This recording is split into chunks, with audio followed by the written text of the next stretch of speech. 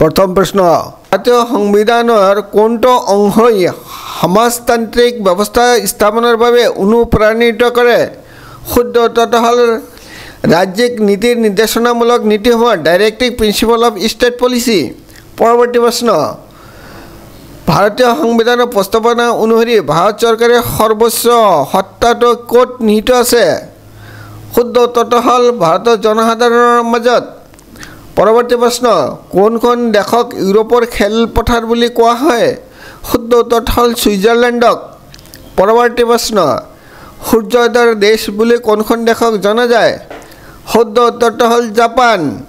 পৰৱৰ্তী প্ৰশ্ন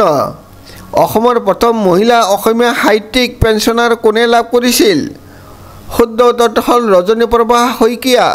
পৰৱৰ্তী প্ৰশ্ন ভাৰত সেৱা বঁটা লাভ কৰোঁতা প্ৰথম অসমীয়া মহিলা কোন আছিল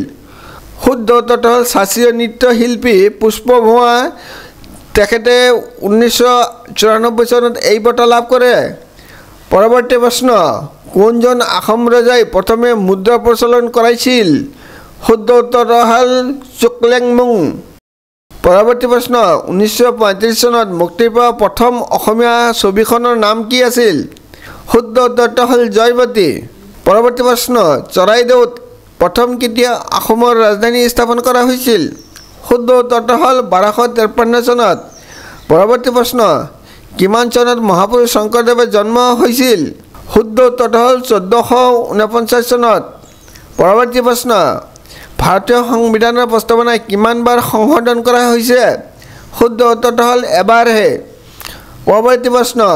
1947 চনৰ সাৰ্বভৌমত্ব সত্তা ভাৰতীয় হস্তান্তৰ কৰাৰ পৰিকল্পনা কি আছিল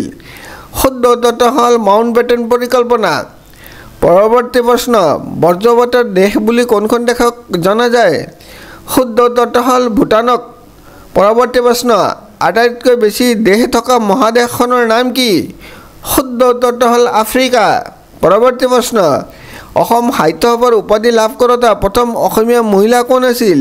শুদ্ধ উত্তৰটো হ'ল ধৰ্মেশ্বৰ দেৱী বৰুৱানী তেখেতক কাব্য ভাৰতী বুলি উপাধি দিয়া হৈছিল পৰৱৰ্তী প্ৰশ্ন স্বাধীনতাৰ বাবে কাৰাগাছ খাটতা প্ৰথম অসমীয়া মহিলা কোন আছিল শুদ্ধ উত্তৰটো হ'ল গুণেশ্বৰী দেৱী আৰু মুক্তেশ্বৰী দেৱী পৰৱৰ্তী প্ৰশ্ন কোনখন নদীক তিব্বতত চাংপো নামেৰে জনা যায় শুদ্ধ উত্তৰটো হ'ল ব্ৰহ্মপুত্ৰ পৰৱৰ্তী প্ৰশ্ন এছিয়ান গেমছত সোণৰ পদক পোৱা প্ৰথম ভাৰতীয় এথলীট কোন আছিল শুদ্ধ উত্তৰটো হ'ল কমলজিৎ সন্ধু ভিডিঅ'টো চোৱাৰ বাবে অশেষ ধন্যবাদ।